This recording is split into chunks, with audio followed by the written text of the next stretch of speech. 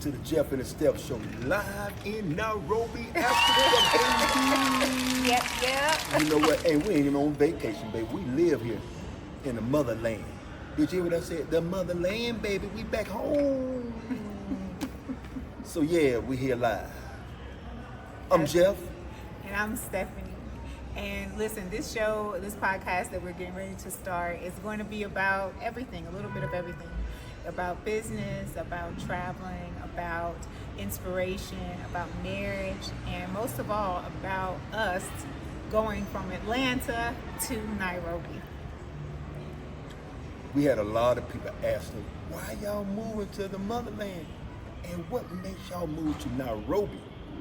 And I said, man, Nairobi got it going on. It kind of remind me of the ATL. So, man, I came here, man, we live in action. So here we are, and let's get into it. Y'all go ahead and grab a drink, grab some snacks, whatever. So let's go into this journey of how we actually got to Nairobi, or why we even transitioned to Nairobi. Yes, I tell you what, before we get into the journey of being here in Nairobi, let's kind of backtrack to what we had kind of started from before we even came here.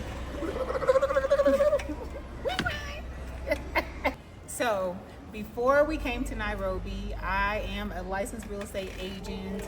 So I'm helping people buy, sell. I'm also helping them to build. I'm curating travel packages for people, helping them with travel. And all of my dreams, right, my ultimate goals, y'all know I've been working towards my retirement, for those of you who know me, build up to this point. So all of the dreams of wanting to live abroad, wanting to travel more, that was part of my goal and part of what I wanted to do when I retire, and so all of that collided with Jeffrey and his journey as well. So. Well, we kind of back this thing up. So 38 years in the barber game, down with the Nation of Islam. I love roller skating. Of course, I'm a product developer in the barber and beauty industry. I created many products that you probably didn't even know. But anyway, it's not so much if you know or not, but here in Africa, I feel home. I want to create products that's made on the continent so it can be for black, by black, whatever it takes. We're gonna make it happen. But anyway, I just want to say, Nairobi's in the house. So that's our journey. He was barbering, I was doing real estate, and like I said, I always dreamed of coming to Nairobi, and so that dream started coming real when some of his connections began to bring us or draw us to Nairobi, especially the residential tourists. You also know them as Adila's Relocation Services, ARS. The couple, part of the nation, been knowing Jeffrey for many, many years. They moved to the continent about 5 years ago, and in them moving, they basically had their podcast and everything.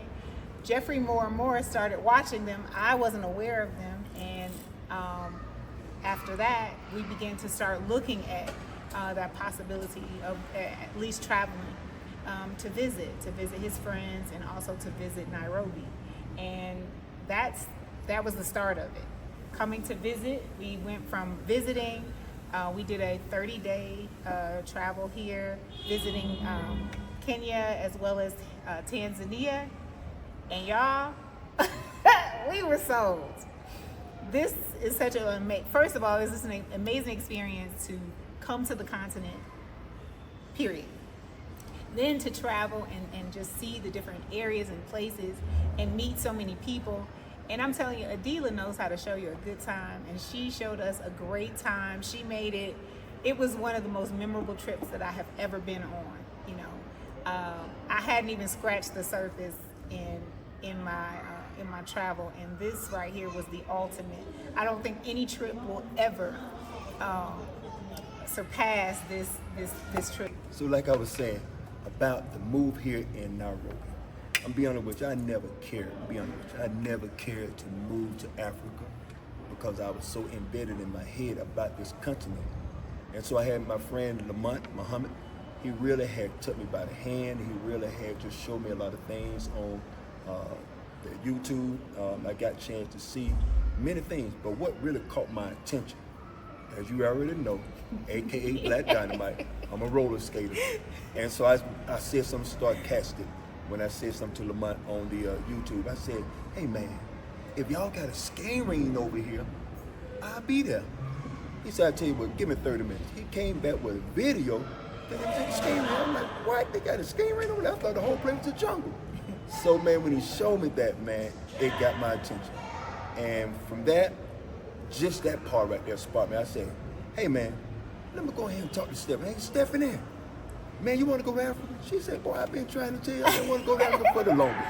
And listen, he was like, "Well, go check the flights." I checked the flights. I found us a nice flight, and we came for those 30 days. And like I said, all of that was just an introduction to getting us here. And it almost like it was just a divine timing, divine everything. Like when they started showing us different things and telling us how to plan for the trip, Adila, she walked us through like what we needed, things that we needed to do, and I went Google. Y'all know I have to do my research. I started researching like what is it that we need, and then that day when he said look up the flights, we booked the flight, and it was the traveling was too long for Jeffrey. He was like, "Oh no, I ain't doing that long," and it ended up being 30 days. Because the ticket was cheaper, it was just a better transition. It wasn't a whole, like we only had one, what do you call that, one flight, we had one layover, so we didn't have to, it wasn't like a major thing. So as y'all know, it's a long trip, and neither one of us have ever flown that long. Total the flights itself was 16 hours, but we had a 5-hour layover in Amsterdam, so which was a great thing, because at first we were a little worried about it, but y'all, when we did it, it was like we did 8 hours. We got off for those 4 hours. We got to explore Amsterdam, which was amazing, and then we got back on the flight for 8 more hours. So it was actually perfect to break it up. People might think that that's not cool, but it really is. It really having that little one break. I don't know about the multiple flights because I haven't done those. I don't desire to do multiple layovers, but that one layover in between was great. And y'all, when we came, like I said, it was amazing. And so after talking with Adila and Lamont, and they kind of gave us the school on how we would transition here, we already knew like what businesses we wanted to do, the things that we wanted to do socially, social impact things that we wanted to do. Before we left, it's almost like, listen, the Most High he downloaded to us what we were supposed to do. And we knew during that time, in those 30 days, that we were coming back. And so when we went back home, we started packing, organizing our business, because we still have business in the States. Jeffrey still creates products. He just stopped barbering, so that was a big transition for him. And then just packing our stuff, selling things. We sold things. We sold some properties. We sold some stuff. We gave away some stuff, and we made our way here.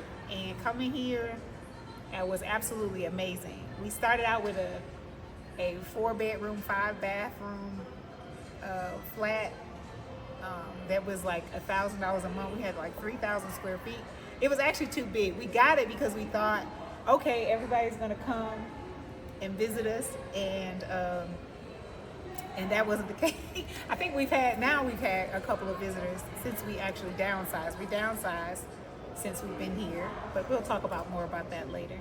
But just that transition was perfect for us. We're now in the move and starting our businesses. We've started a nonprofit, a society, a nonprofit society for Kenyans and the diaspora to bring them together.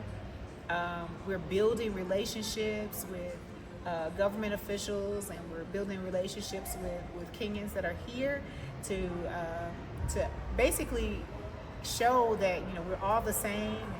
So we have a lot that we're doing since we've touched ground, and that the transition has been amazing.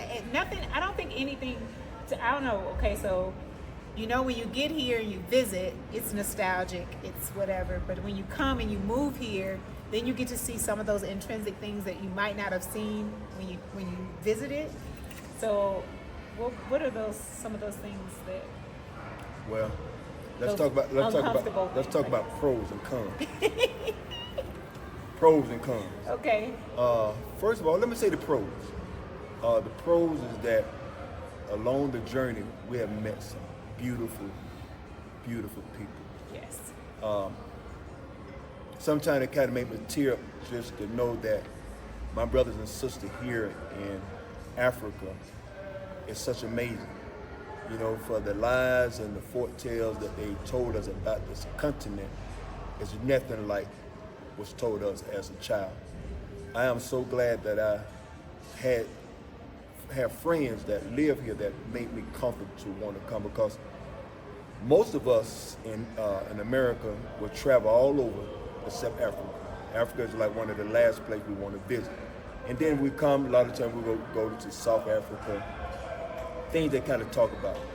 But here in Kenya, Nairobi, is some of the most beautiful people here in the whole country. I have not visited the whole place, but the ones that I have met are so beautiful. They are the kindest people that you will ever meet. Humble and just friendly, hospitable, like immediately. It's always and y'all, it's a such thing as a Kenyan voice. I haven't adopted that yet. I'm still working on my Kenyan voice. But it's like when they say hello, when you say bye-bye, they'll say, Mzuri sana, poa sana. It's always really soft and sweet. And sometimes it's so soft that you don't understand. You're like, what are you say? Tell me what you said, baby. I don't understand what you said. Because their voices are just so sweet and so nice. And even like the biggest, strongest, broadest shouldered guy, they will not have a deep voice. It will be more like, Madame. So it's just how they greet you, how they talk, how they move. It's just all so, and they teach you this when you get here, pole. Slowly. Everything is slow down. And as coming from the States, I think that's a big thing for us, because we like, let's go. But in Kenya, everybody's like, no, slow down, are you okay? If they see you running, if you're moving too fast, it's like, pole, slowly, No, and we like, no, haraka, fast, let's go. We're total opposite. So learning how to just calm down. Y'all know that's hard for me. And that comes from the stress, the moving so fast in America. Yeah. When we came here, I realized I had to really shed a lot of things that I thought that I left in America, but I realized I still brought some things here. I brought some of my stress here. I brought some of my hostile here that a lot of times you don't think you that until you can compare it to places that's a little slower. So what ended up happening, you kind of think that people are slow here. It's not that they're slow here. It's just that the fact that in America you've been pushed, you've been pulled, push and pull. And so what ended up happening a lot of time, man, we work, we kind of take a break, and then we work, and then we take another break. But of course, you reach a certain age. Your hardship of work should be retired. And so when I found myself working 38 years in barber, I had a lovely time. I enjoyed it. But once that door was closed, my tools, equipment was sold. Listen, y'all, this man won't even cut my hair, y'all. Sometimes I need a haircut. The man won't even pick up clippers to cut my hair or his own hair. So like when he said he retired and he gave up, he don't even have a pair of clippers. He gave away all his clippers. Yeah, that's sad, y'all. Yes. But the barbers here, they dope. They are dope. Yeah, the barbers here are excellent. They take everything from America. The influence from America is very high. My whole thing here is to bring a different culture here, not to change, but enhance. And so kind of bring some of the flavor of America along with the Africa, what they have here as well. Again, going to make products by us, for us, here on the continent, so I can stamp made in Africa. Made in Africa. Y'all, so y'all look out for that. Y'all know his products: Kosher Wave, Barber Magic, Shawty Red. So be looking out for those new enhancements and those African stamped products that he will be selling. So we are enjoying it. We are enjoying it. The difference is, I think, like really being here is like being in Atlanta. There's always something to do. There's always somewhere to go. There's always somewhere to eat. Like all of the things, we don't miss any of the conveniences because they're all here. Even from the places that we live. You can live in a nice. You can have luxury apartments, or you cannot. Like you can go and live off grid. It's up to you. That there is a wide range of what it looks like.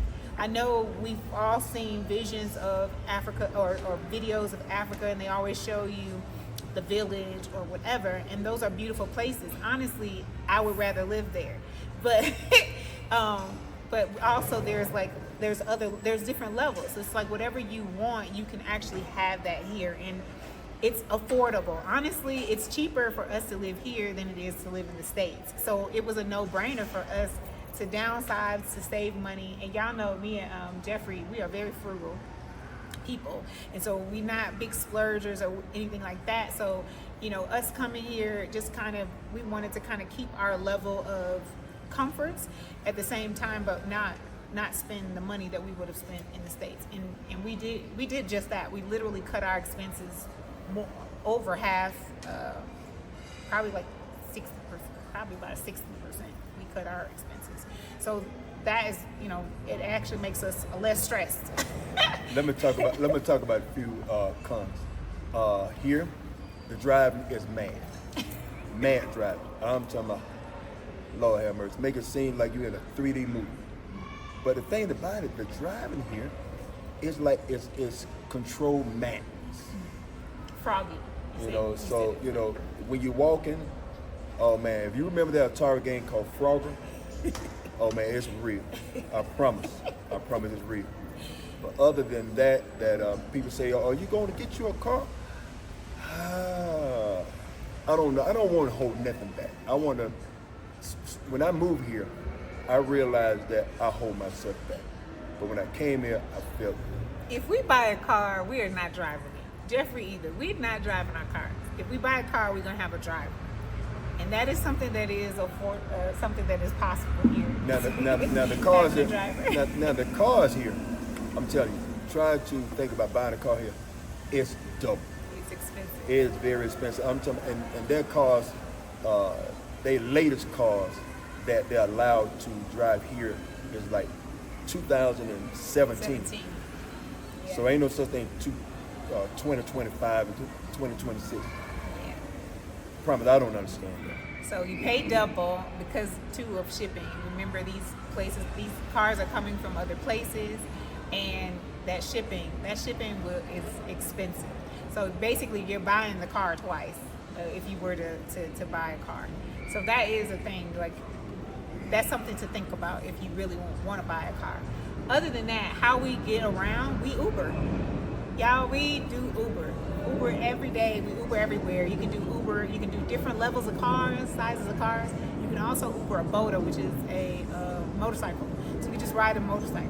And we do that a lot. And you could pay anywhere from 40 bob to 40 shilling to like $8. So depending on the level of car you want, depending on the time of day, the time of the week does matter.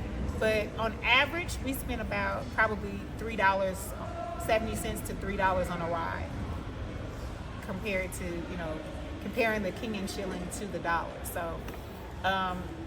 So basically, what we spend in gas money is what we pay each month, is what we pay in Uber traveling to go everywhere we want to go.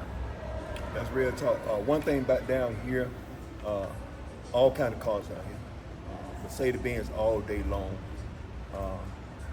Mitsubishis, Toyota. And the thing about these Toyota and Mitsubishis, these different what you say, the style of the cars or the models of the cars are not sold in America. Right. You would not see none of those different models here in America. I've and, seen some. and uh, then also in America, you won't see those type of models here.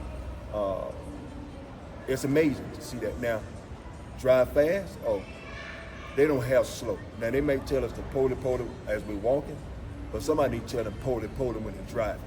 Because everybody drive mad. Everybody drive fast.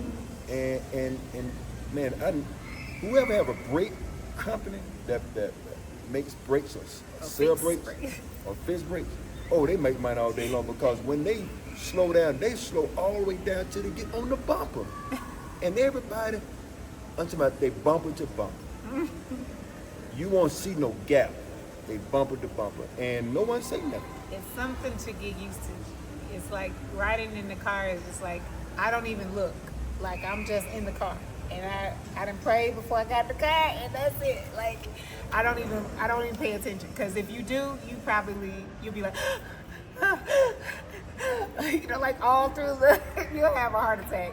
But other than that, like the stress level, other than the driving part of it, the stress levels we're so relaxed. Even in doing business, like, I think, you know, I work a little, I rest, I get my rest. We walk a lot. Jeffrey walks more than me, y'all. He walks a lot. That's like 3 to 4 miles a day.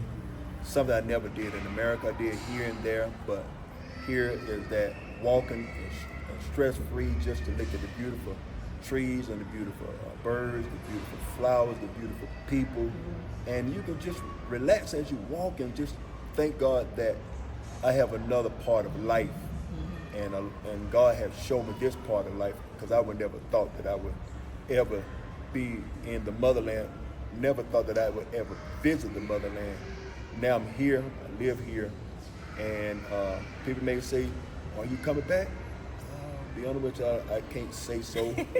I kind of think I stamped Africa as my home, but I'm gonna leave it to God's hand, like He led me here.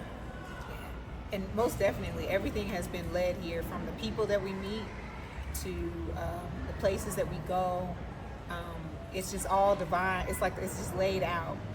And we even have experienced. We've been here almost a year, y'all.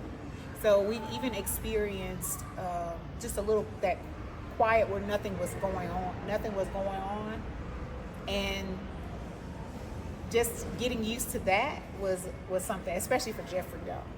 But for me, you know, I embrace calm, I embrace peace, I embrace quiet, and like now it's like things are picking up, and there's a lot for us to do, there's a lot going on, and it really just it's just different. It's different than in the States. That hustle and bustle that we're used to, it's not the same. It's not the same. It's not equal. It really makes you, coming to this continent really makes you relax. It really makes you just chill out. You just kind of letting things flow, like learning how to let things flow and not forcing things and not pushing things to do, or it doesn't have to be something going on every minute. Like, that takes some time, because in the States that's how our life is. But here it's peace, right? That's why we moved here. Let me add to that as well. It's like a mirror. It's like looking to one side to another side. What we was told about Africa was the jungle, mosquitoes, wild animals. That's a lie. That's a bold-faced lie. But then we learned here, when we came here, we met a lot of the Kenyans, is that they wanted to come to America because they thought America was this type of beautiful heaven on earth. Yeah. And when we talked to them, they were like, "Man, no, this heaven on earth." This is and they want to say, "No, I want to go to heaven and earth. I want to go to the place where beautiful people, the movie stars, the cars, the money, the jobs." But if you really think about it, America has its time, has its place, but America is falling. Africa is on the rise. And I'm telling you, we're here on the motherland, and we're glad to be a part of this pioneer stage of our life, that we're not taking from Africa, we're producing and we're giving back to Africa. And so that's one thing that I'm glad to be a part of this motherland, and I thank God for allowing me and Stephanie to be a part of this so we can give back instead of taking. Yeah. Africa has been said to be a third world country, but being here, what we've learned is that the true third world countries are those who can't survive without export imports. Africa has everything, and I mean everything that they need. You know what I mean? Like from food to resources, minerals, all of that is here. But if you think about it, you know, coming here is like coming to wealth, true wealth. United States has always been more about fake wealth, image, what it looks like, but it's not real. You know, the images that we see are not real. True wealth is owning your property and nobody being able to take it if you don't pay taxes. Or true wealth is having a house that's completely paid for and you don't owe anybody. Like these people, the average Kenyan has their own land, even if they live in the city. Right? They still have their own land in their wherever village they came from. They have land. They have their own home. They have water. They have food growing on their land. They don't have to come to the city if they don't want to, you know. And to me, you know, and I tell Kenyans this all the time. It's like that's true wealth. You guys have true wealth. People in the United States, we don't have true wealth. You know, we dress the part. We drive the car. We have the house, but we don't own any of it. You know, we're still paying for it. You know, we pay a bill every month, and if we stop paying that bill, we don't get to keep that. So the things that they have are sustainable, right? And that's one of our biggest things. It's like sustainable, generational, sustainable wealth. What does it look like? We've been told it's one thing. The United States has showed us one way, but coming to Africa opens your eyes to see what true wealth truly is. The land, you know, having the land, having a home that you built yourself. You didn't have to pay anybody to do it. So I've been to places that were, you know, built by hand, by companies, and I've been to places that were built by the person who lives there. And when I tell you, like, the pride that you feel, how proud you feel being in a place like this person built their own home for their families. You know, the pride that you feel going out into the field. We spent time with a friend of ours in the village we picked the food that we ate that day. That was one of the most overwhelming feelings that I have ever experienced. Like being on that land, being in a house that our friend built for his wife and his child. Like, it's amazing. It is amazing, and it's true wealth, and that's what we want to experience. That's something that we have not yet experienced in the States that we have the ability to experience here in Nairobi. So why did we move to Nairobi? It's a no-brainer. It's a no-brainer. Indeed. Man, you may used to talk about crime. Man, crime is very low compared to America. America is about crime. And that's one thing I do not miss about America is the crime. But here, it is so much to do. There's so much to see. There's so much to bring. Yeah. There's so much to just hold hands with our brothers and sisters here. Yeah. We love it. We love it. We wouldn't take it back. And we don't plan on coming back to America at all. So if you guys are looking to experience what we experience, come and visit. Or you literally are like, listen, I'm retiring, I want to pack it up, or I need to know how to make those steps or build those steps to pack up. Keep watching our show. Subscribe to the Jeff and Steph Show, because we'll be sharing just different aspects of the move and what we've learned and what we're sharing with one another. Just be looking for those. Look for opportunity. We'll be telling you about opportunities for investment here, because it is so much. It's so much to gain in Kenya. So listen, y'all, stay tuned, subscribe, like us, and we hope that you enjoy this time. And listen, continue to come and be with us, hang out with us, because y'all know this one right here is the live wire.